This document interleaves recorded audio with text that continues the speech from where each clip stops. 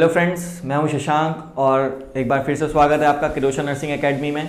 और एक और नया टॉपिक लेके आ रहे हैं आज एनाटॉमी पोर्शन से कार्डियोवैस्कुलर सिस्टम के रिगार्डिंग। बिल्कुल बेसिक समझेंगे कार्डियोवैस्कुलर सिस्टम के रिगार्डिंग, बिल्कुल स्टार्टिंग से समझेंगे कि हार्ट का क्या स्ट्रक्चर है और कैसे वो वर्क करता है, कौन कौन सी साइकिल होती हैं, कैसे कंडक्टिंग सिस्टम वर्क करता है, सब चीज़ देखेंगे वन बाय वन। जल्दी से शुरू करते हैं वीडियो। सबसे पहले देख लेते हैं हार्ट क्या है। Heart is a cone shaped muscular organ located between the lungs behind the sternum. Heart present in the मीडियस्टिनम of the thoracic cavity. तो जो हार्ट है वो कहाँ पे प्रेजेंट है? Heart present in the मीडियस्टिनम of the thoracic cavity. वो भी जो नोच है लेफ्ट लंग का, वहाँ पर हार्ट जो है वो सिचुएटेड होता है। 12 centimetre long, 9 centimetre wide and 6 centimetre thick. तो ये जो मेजरमेंट है हार्ट का, 12 centimetre long, 9 centimetre wide and 6 centimetre thick. आगे चलते हैं। Superior wider and is called base and inferior narrower and is called apex. मतलब जो सुपीरियर एंड है, सुपीरियर एंड मतलब हार्ट जो है वो एक ऐसे कोन शेप है, कोन शेप मस्कुलर ऑर्गन है, ठीक है। तो जो ये वाला पोर्शन है इसको बोलते हैं बेस, जो वाइडर पार्ट है उसको बोलते हैं बेस, और जो नीचे का पोर्शन है नैरोअर पार्ट है उसको बोलते हैं एपेक्स। इसको बेस, इसको एपेक्स बोलते हैं, ठीक है फ्रेंड्स। तो superior wider and is base and narrower and is apex. Next, heart present in the cardiac notch of left lung. अगर क्वेश्चन आता है कि हार्ट जो है वो कहाँ पे प्रेजेंट होता है, तो heart present in the cardiac notch of left lung. Weight of heart, जो हार्ट का जो वेट है वो कितना है? मेल्स में जो है वो 300 to 350 ग्राम्स होता है जो हार्ट का वेट होता है, और फीमेल्स में 250 to 300 ग्राम्स होता है, ठीक है। 250 to 300 ग्राम्स फीमेल्स में और 300 to 350 ग्राम्स जो है वो मेल्स में होता है। जो वजन है हार्ट का वो 300 to 350 ग्राम्स होता है। लेयर्स की बात कर लेते हैं। 3 लेयर्स में डिवाइडेड है। जो आउटर लेयर है, आउटर प्रोटेक्टिव लेयर है, वो उसको बोलते हैं एपिकार्डियम। जो मिडल लेयर है मायोकार्डियम, और जो इनर लेयर है उसको बोलते हैं एंडोकार्डियम। तो लेयर देख लेते हैं। जो आउटर लेयर है एपिकार्डियम, वो किसकी बनी होती है? कनेक्टिव टिश्यू की बनी होती है, जो कि प्रोटेक्ट करती है हार्ट मसल को। उसके बाद जो मिडल लेयर है वो मसल्स की बनी होती है, कार्डिक मसल्स की बनी होती है। 95% जो है वो हार्ट जो है, हार्ट मसल जो है वो मायोकार्डियम की बनी होती है, ठीक है। तो लार्जेस्ट पोर्शन जो है वो थिकनेस जो है वो मायोकार्डियम की है। 95% जो है वो उसको कवर करके रखता है। उसके बाद एंडोकार्डियम की बात करते हैं। ये इनर मोस्ट लेयर होती है और सिंपल स्ट्रेटिफाइड स्क्वेमस एपिथेलियम की बनी होती है, सिंपल स्क्वेमस सेल की बनी होती है, ठीक है। आगे चलते हैं। लेयर्स की बात कर ली हमने। 3 लेयर्स होती है, पेरिकार्डियम, मायोकार्डियम और एंडोकार्डियम। नेक्स्ट देखते हैं चैम्बर्स। हार्ट के कितने चैम्बर्स होते हैं? हम सबको पता है कि हार्ट के 4 चैम्बर होते हैं। Right atrium, right ventricle, left atrium and left ventricle. तो human heart contain completely 4 chamber. 2 superior receiving chamber are called atria and 2 inferior pumping chambers are called ventricles. तो 2 ventricles, 2 atria। सबसे पहले आता है right atrium. तो right atrium की बात कर लेते हैं। राइट एट्रियम जो है वो 2 to 3 mm की थिकनेस होती है उसकी, राइट एट्रियम की। Receive blood from 3 veins. 3 veins जो हैं वो जो डीऑक्सीजनेटेड ब्लड लेके आ रही हैं वो कौन कौन है? Superior vena cava, inferior vena cava और कोरोनरी साइनस। 3 वेन्स जो डीऑक्सीजनेटेड ब्लड राइट एट्रियम में पोर कर रही हैं, superior vena cava, inferior vena cava और coronary sinus. At the entrance of inferior vena cava eustachian valve present. जो entrance है inferior vena cava की, जो एंट्रेंस है वॉल्व की राइट एट्रियम में, यहाँ पर कहीं वो जो वॉल्व है एंट्रेंस को, उसको बोलते हैं eustachian valve. At the entrance of coronary sinus thebesian valve present. जो कोरोनरी साइनस की वॉल्व है, जो राइट एट्रियम और कोरोनरी साइनस के बीच में जो वॉल्व है उसको बोलते हैं थ्रेबेशियन वॉल्व। ठीक है। Inside the anterior wall of right atrium there is rough surface due to the folding muscle called pectinate muscle. तो जो फोल्डिंग फाइबर्स हैं राइट एट्रियम में, जो फोल्डिंग फोल्ड्स प्रेजेंट हैं उसको, वो किसके बने हुए हैं? पेक्टिनेट मसल्स के बने हुए हैं। ये जो फोल्ड्स बने हुए हैं ये पेक्टिनेट मसल्स के बने हुए हैं। और जो इंफीरियर वेना कावा का जो वॉल्व है राइट एट्रियम में उसको बोलते हैं यूस्टेशियन वॉल्व, और जो कोरोनरी साइनस का वॉल्व है राइट एट्रियम में उसको बोलते हैं थ्रेबेशियन वॉल्व। आगे बढ़ते हैं। Between the right and left there is intra arterial septum present. तो राइट साइड को और लेफ्ट साइड का जो एट्रियम है उसको कौन डिवाइड कर रहा है? बीच में सेप्टम डिवाइड कर रहा है। ठीक है। Between right atrium and right ventricle, जो राइट एट्रियम और राइट वेंट्रिकल के बीच में वॉल्व है उसको क्या बोलते हैं? Tricuspid valve. ये जो है वॉल्व इसको बोलते हैं ट्राइकस्पिड वॉल्व। इसको एट्रियो वेंट्रिकुलर वॉल्व भी बोला जाता है। ठीक है। तो राइट एट्रियम और राइट वेंट्रिकल के बीच में कौन सी वॉल्व प्रेजेंट है? Tricuspid valve. ठीक है फ्रेंड्स, आगे बढ़ते हैं। बात कर एट्रियम की बात करी हमने, राइट एट्रियम की बात करते हैं राइट वेंट्रिकल की। इसकी जो थिकनेस है वो 4 to 5 mm होती है, और इसके अंदर जो फोल्ड्स प्रेजेंट होते हैं उसे बोलते हैं ट्रेबिकुले कॉर्ने।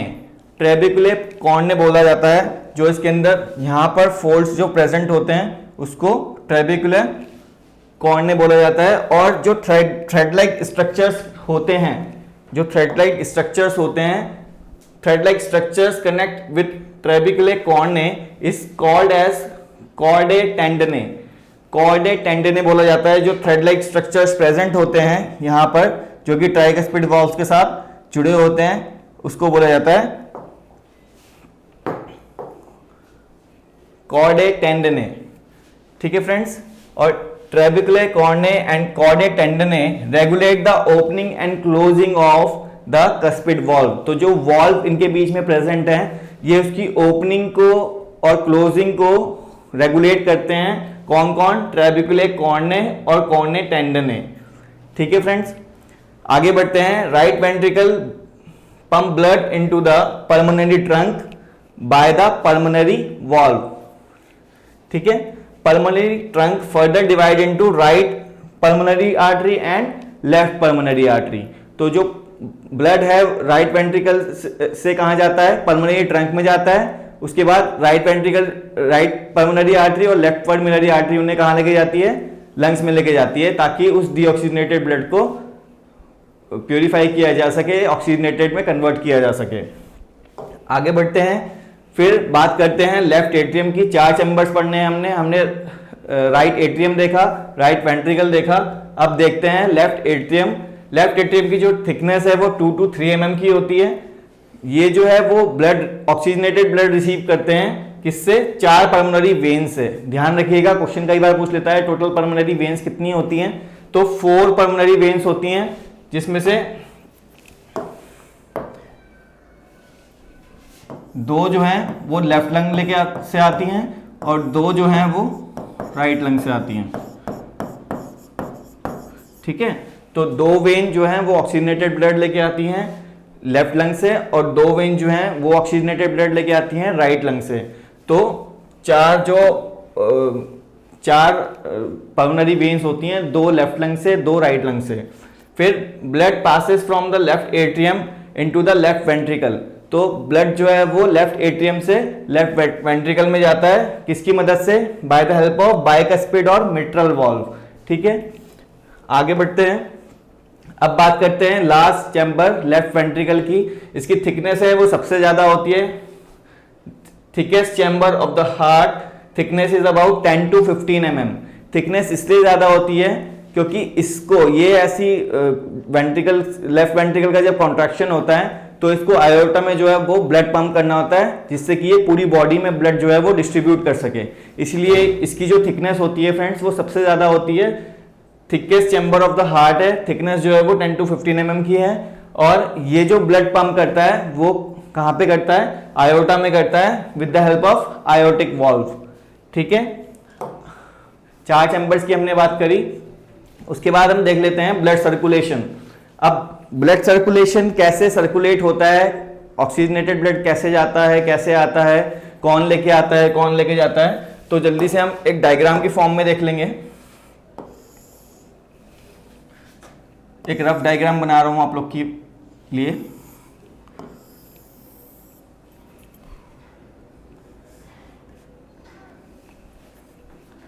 तो सपोज ये 4 चैम्बर है ना, और coronary sinus, inferior vena cava और सुपीरियर वेना कावा जो है वो डीऑक्सीजनेटेड ब्लड जो है किसमें पोर अप करती हैं, राइट एट्रियम में।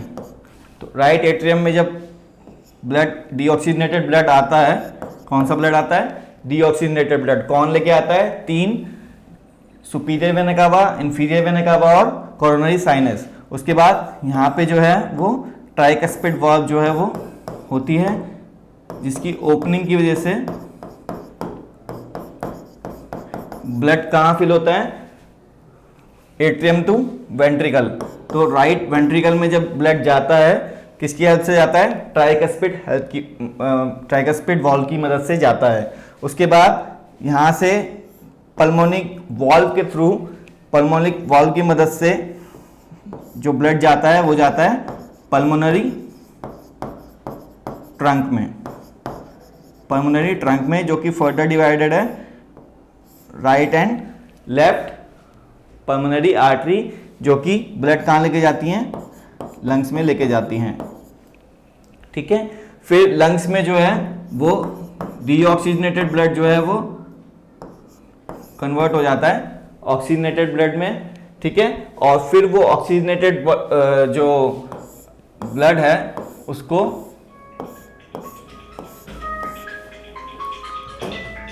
फिर वो ऑक्सीजनेटेड ब्लड जो है उसको कौन लेके आता है, पल्मोनरी वेन्स, पल्मोनरी वेन जो है उसको लेके आती हैं, एक राइट लंग से और लेफ्ट लंग से। ठीक है, वो कहाँ पे लेके आती है, लेफ्ट एट्रियम में लेके आती हैं। उसके बाद यहाँ पे प्रेजेंट होती है bicuspid valve, bicuspid valve present होती है, जिसको मिट्रल वॉल्व भी बोलते हो आप। इस वॉल्व की मदद से ब्लड जो है, ऑक्सीजनेटेड ब्लड जो है वो कहाँ पे फिलअप होता है, लेफ्ट वेंट्रिकल में।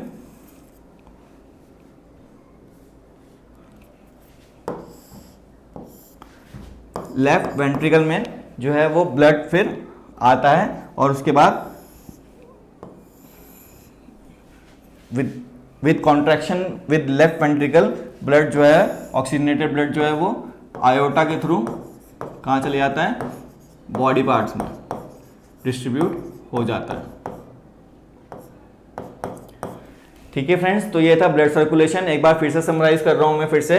डीऑक्सीजनेटेड ब्लड लेकर आती हैं coronary sinus, inferior vena cava और सुपीरियर वेना कावा राइट एट्रियम में। राइट एट्रियम से ब्लड जाता है राइट वेंट्रिकल में with the help of tricuspid valve. उसके बाद पल्मोनरी वाल्व के थ्रू पल्मोनरी आर्टरी में जाता है, और पल्मोनरी आर्टरी सब डिवाइड होती है राइट पल्मोनरी आर्टरी और लेफ्ट पल्मोनरी आर्टरी में, और वो ब्लड लेके जाती हैं लंग्स के पास। वहाँ पे जो ऑक्सीजन ब्लड को ऑक्सीजनेट किया जाता है। उसके बाद में pulmonary veins, left pulmonary veins, right pulmonary vein जो है दो लेफ्ट लंग से और राइट लंग से ऑक्सीजनेटेड ब्लड जो लेके आती हैं लेफ्ट एट्रियम में लेके आती हैं। उसके बाद with the help of mitral valve या बाइकस्पिड वाल्व जो ब्लड है वो लेफ्ट एट्रियम से लेफ्ट वेंट्रिकल में आता है, और लेफ्ट वेंट्रिकल से फिर आयोटिक वाल्व के थ्रू मदद से आयोटा में जाके पूरे बॉडी के पार्ट्स में डिस्ट्रीब्यूट हो जाता है। तो ये था फ्रेंड्स ब्लड सर्कुलेशन, जो कि आसान भाषा में मैंने समझाने की आपको कोशिश करी। नेक्स्ट देखते हैं कंडक्टिंग सिस्टम। अब कंडक्टिंग सिस्टम क्या है फ्रेंड्स, 5 स्टेप्स हैं, देख लेते हैं कि कैसे कैसे जो है वो करंट जो है वो जनरेट होता है।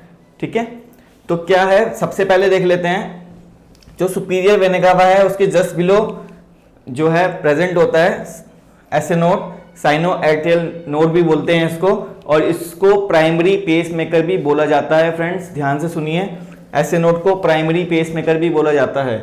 उसके बाद just eight the end of जहाँ पे कोरोनरी साइनस का वॉल सिचुएटेड है उसके जस्ट सामने एवी नोड प्रेजेंट होता है, एट्रियो वेंट्रिकुलर नोड। ठीक है, एवी नोड को जो है वो सेकेंडरी पेसमेकर बोला जाता है। ध्यान से सुनिए, प्राइमरी पेसमेकर बोला जाता है ऐसे नोड को, और एवी नोड को बोला जाता है सेकेंडरी पेसमेकर। ठीक है, करंट जो है वो पास होता है SA node to AV node, फिर AV node to bundle of his, और bundle of hedge to bundle branches, and bundle branches to Purkinje fibres. तो ये ऐसे नोड है, ये एवी नोड है, ये बंडल ऑफ हेज है, ये बंडल ब्रांचेस हैं, और ये जो हैं डिस्ट्रीब्यूटेड दिख रहे हैं आपको, ये परकंजी फाइबर्स हैं। तो जो कंडक्शन है हार्ट का वो कैसे होता है, SA node to AV node to bundle of hedge to bundle branches, and then bundle branches to Purkinje fibres. ये पांचों के पांचों स्टेप मैंने यहाँ पे लिख के रखे हैं, SA node to AV node to bundle of hedge to bundle branches, then to Purkinje fibres. तो ये था फ्रेंड्स कंडक्टिंग सिस्टम, कैसे कैसे करके जो है वो करंट पास होता है हार्ट में, कंडक्शन कैसे होता है। SA node present near the opening at the superior, मैंने कहा AV node present in the intra arterial septum near the opening of the coronary sinus, जैसे कि मैंने आपको भी बताया है। उसके बाद नेक्स्ट टॉपिक देख लेते हैं जल्दी से, कार्डिक साइकिल। कार्डिक साइकिल का मतलब यह है कि एक हार्ट बीट में जितने भी इवेंट्स हो रहे हैं उसको बोलते हैं कार्डिक साइकिल। ठीक है, इसमें जो जो चीजें इन्वॉल्व हैं वो देख लेते हैं। एट्रियल सिस्टोल मतलब एट्रियम का जब कॉन्ट्रैक्शन होता है, एट्रिया का जब कॉन्ट्रैक्शन होता है उसको बोलते हैं एट्रियल सिस्टोल। वो जो टाइम है उसका वो है 0.1 सेकेंड। उसके बाद आता है वेंट्रिकुलर सिस्टोल का जो टाइमिंग है, मतलब वेंट्रिकल्स का कॉन्ट्रैक्शन, उसका जो टाइमिंग है 0.3 सेकेंड्स। उसके बाद आता है कंप्लीट कार्डियक डायस्टोल, मतलब कि relaxation of both atria and ventricles, उसका जो टाइमिंग है 0.4 सेकेंड्स। तो इसमें लिखा हुआ है event occurs in each heart beat is called cardiac cycle. तो जो इवेंट एक हार्ट बीट को होने में, कॉन्ट्रैक्शन और रिलैक्सेशन को होने में जो टाइम लग रहा है उसको बोलते हैं cardiac cycle. Duration of the cardiac cycle is 0.8 second. बहुत इंपॉर्टेंट है, बहुत बार क्वेश्चन पूछता है कि कार्डियक साइकिल का जो ड्यूरेशन है वो कितना है। कंप्लीट कार्डियक साइकिल का जो ड्यूरेशन है वो 0.8 सेकेंड है। नेक्स्ट आगे बढ़ते हैं। 3 स्टेजेस प्रेजेंट होती हैं जैसे कि मैंने आपको बताया, एट्रियल सिस्टोल, वेंट्रिकुलर सिस्टोल और कंप्लीट कार्डियक डायस्टोल। तो पहला देख लेते हैं atrial systole. When atrial systole occurs at the same time ventricles are diastole, मतलब कि जब एट्रिया का कॉन्ट्रैक्शन होता है उसी समय पे जो है वेंट्रिकल्स जो हैं वो रिलैक्स करते हैं। किस लिए? ताकि उसकी वेंट्रिकुलर फिलिंग हो सके। मतलब ventricles are diastole and each ventricles fill about 130 ml of the blood. मतलब कि जब एट्रिया का कॉन्ट्रैक्ट होता है, एट्रियल सिस्टोल अकर होता है, उसके साथ ही जो है वो वेंट्रिकुलर डायस्टोल अकर होता है ताकि वेंट्रिकुलर फिलिंग हो सके। और कितना अमाउंट जाता है वेंट्रिकल्स में? 130 ml of blood. 130 ml of blood is called and diastolic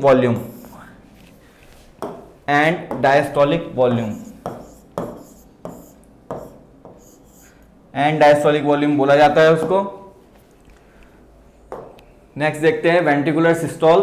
तो जो वेंट्रिकुलर सिस्टोल है उसमें देख लेते हैं क्या लिखा है। When ventricles are contract they eject 70 ml of the blood into the aorta और पल्मोनरी ट्रैक्ट। तो जब वेंट्रिकुलर कॉन्ट्रैक्शन होता है, जब वेंट्रिकल्स कॉन्ट्रैक्ट करते हैं तो कितना अमाउंट डालते हैं वो आयोटा में? 70 ml of blood into the aorta और pulmonary tract and remaining 60 ml of blood present in the at the end of ventricular systole. मतलब कि 70 ml 130 ml टोटल फिलिंग हुई थी। टोटल फिलिंग कितनी हुई थी? 130 ml। और जब वेंट्रिकल्स का कॉन्ट्रैक्शन हुआ तब कितना इजेक्ट किया? 70 ml। तो मतलब कि 60 ml तो फिर भी रिमेनिंग है कहाँ पे, वेंट्रिकल्स में। तो उस 60 ml को क्या बोला जाता है, उस 60 ml को बोला जाता है एंड ऑफ वेंट्रिकुलर सिस्टोल में जो अमाउंट बच गया उसको बोला जाता है and systolic volume, and systolic volume बोला जाता है उसको। मैं आपको बताता हूं। तो अगर हम देखें तो स्ट्रोक वॉल्यूम निकालने का तरीका या फॉर्मूला क्या है, and diastolic volume minus and systolic volume. तो एंड डायस्टोलिक वॉल्यूम कितना था, 130 ml, और एंड सिस्टोलिक वॉल्यूम कितना था, 60 ml। अभी तो हमने देखा कि जब 70 ml पंप कर दिया, इजेक्ट कर दिया आयोटा में, तो रिमेनिंग कितना बच गया, 60 ml बच गया। तो एंड सिस्टोलिक वॉल्यूम कितना बचा वेंट्रिकल में, 60 ml। तो जब इसको माइनस करेंगे तो कितना आ जाएगा, स्ट्रोक वॉल्यूम 70 ml। ठीक है फ्रेंड्स, स्ट्रोक वॉल्यूम निकालने का फॉर्मूला है and diastolic volume minus and systolic volume. तो ये कितना आ गया, 70 ml आ गया। ठीक है,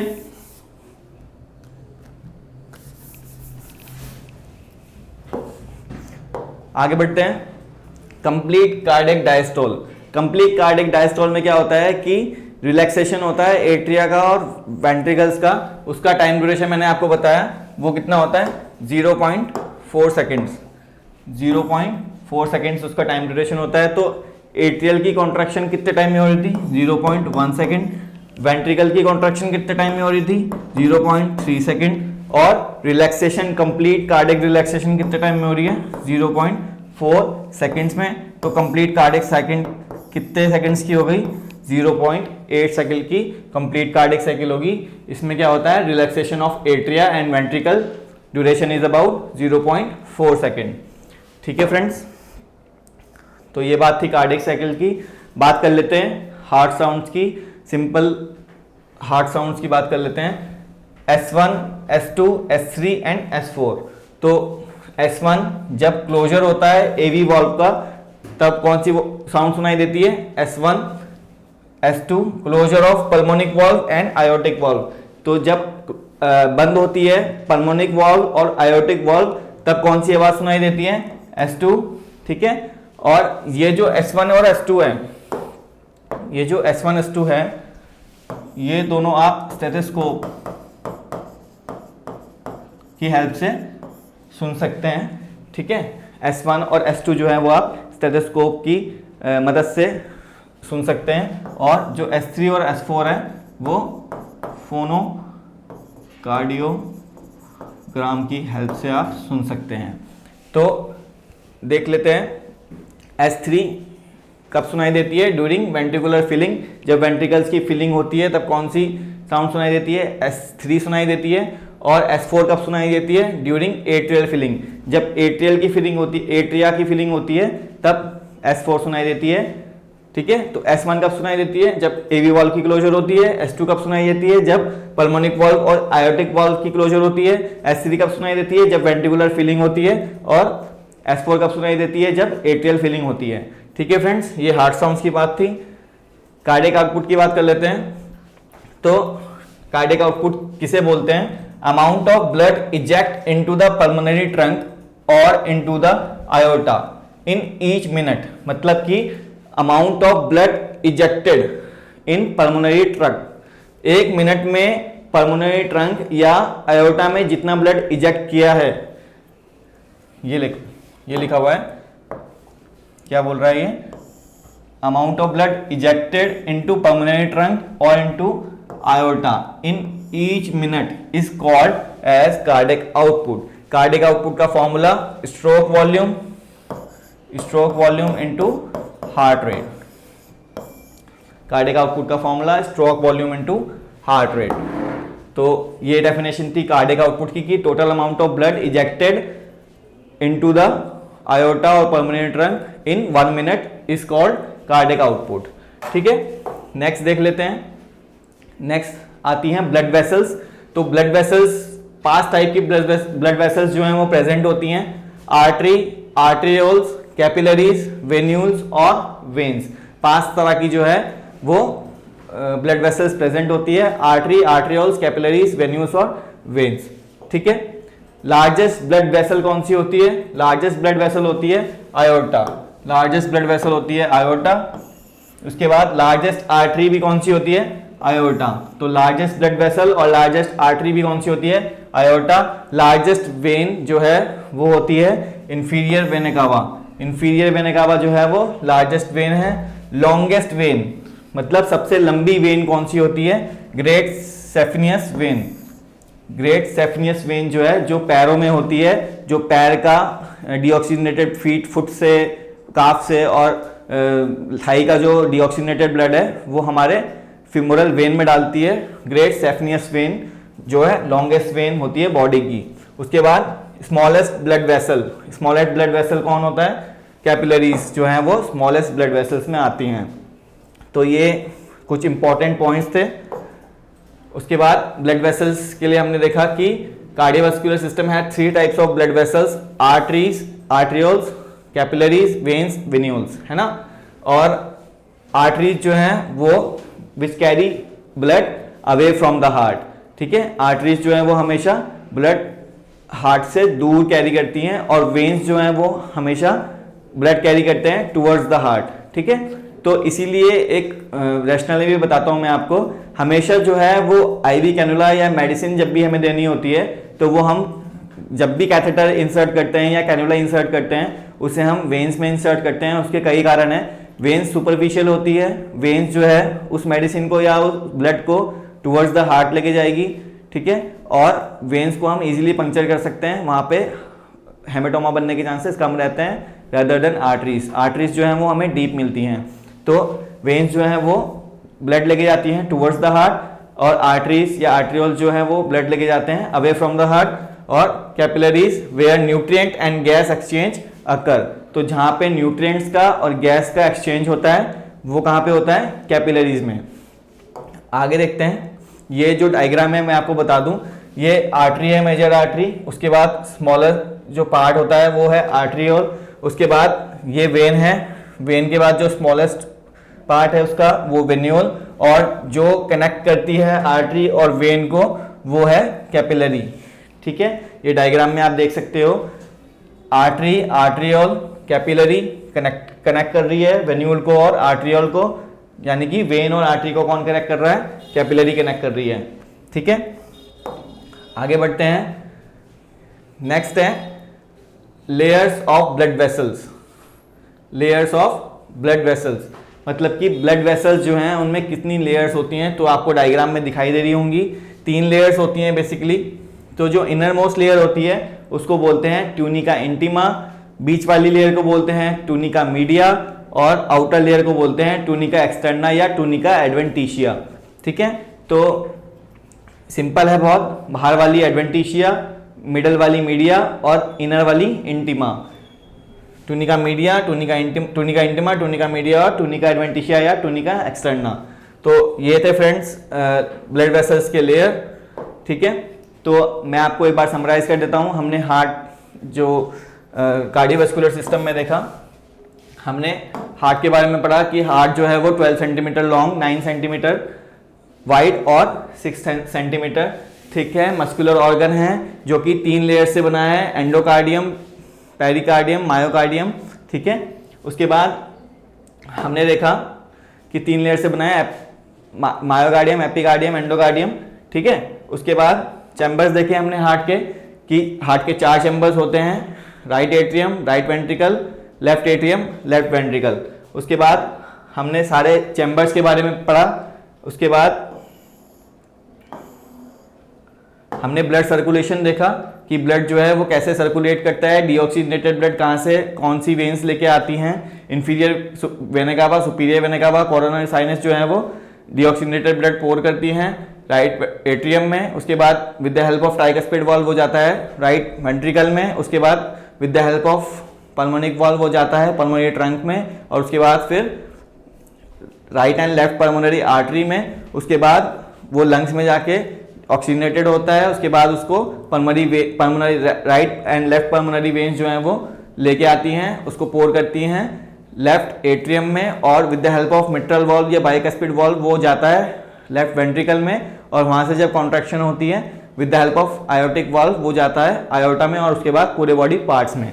उसके बाद हमने ब्लड सर्कुलेशन के बाद हमने कंडक्टिंग सिस्टम देखा, उसमें हमने देखा कि जो प्राइमरी पेसमेकर है वो कौन है, एसए नोड, और जो सेकेंडरी पेसमेकर है वो कौन है, एवी नोड। तो जब इंपल्स जनरेट होती है वो कहाँ से जनरेट होती है, SA node to AV node to bundle of His, then to bundle branches and then to Purkinje fibres. उसके बाद हमने कार्डियक साइकिल देखा।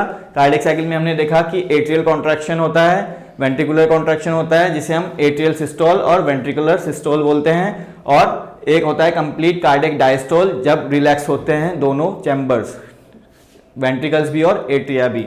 सबके टाइमिंग मैंने आपको बताया था, atrial systole 0.1 second, ventricular systole 0.3 seconds and complete cardiac diastole 0.4 seconds, और टोटल कार्डियक साइकिल जो है वो 0.8 सेकेंड्स की होती है।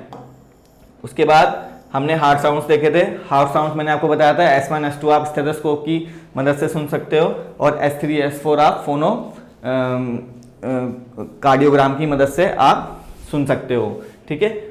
उसके बाद हमने बात करी थी ब्लड वेसल्स की, और उसके बाद हमने देखा था कि लार्जेस्ट ब्लड वेसल कौन सी होती है और लार्जेस्ट आर्टरी कौन सी होती है, लार्जेस्ट वेन कौन सी होती है, लॉन्गेस्ट वेन कौन सी होती है और स्मॉलेस्ट ब्लड वेसल कौन सी होती है। उसके बाद हमने लेयर्स की बात करी।